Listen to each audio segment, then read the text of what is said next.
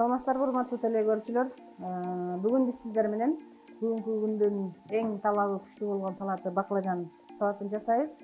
Баклажан салатына керектүүлүүчү азыктар баклажан, помидор чери, татымына жараша туздар жана крахмал керек болот. Анда эмесе биз салатыбызды баштайбыз. Биринчи баклажанды тазалап алгандан баштайбыз.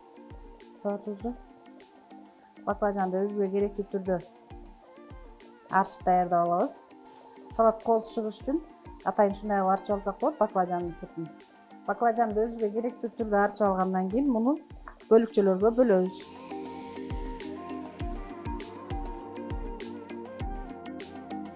Бөлүп алгандан соң туз, жумуртка,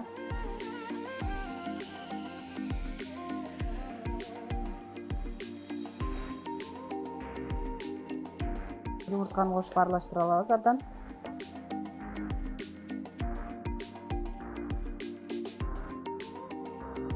Андан кийин крахмалга бөлөбүз.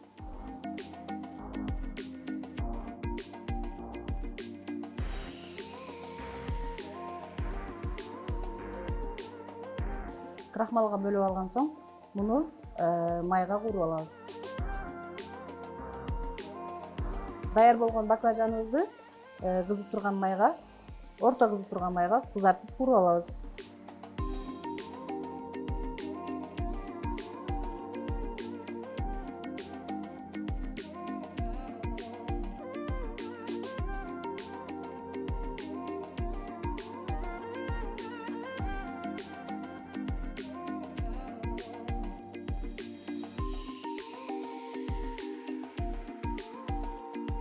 Мынакей биздин баклажандарыбыз куурулуп даяр болду.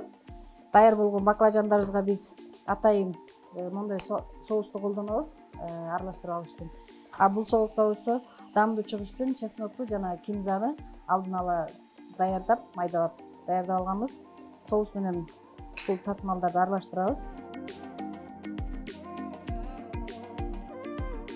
Даяр болгон соусубуз менен баклажанды кошуп аралаштырабыз.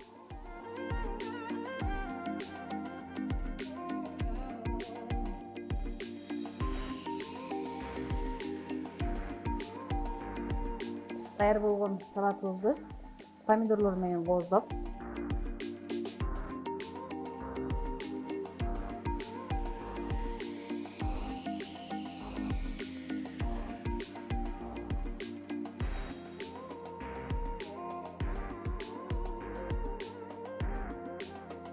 даяр болгон салатыбызды кооздоп, дасторконго тартсак болот.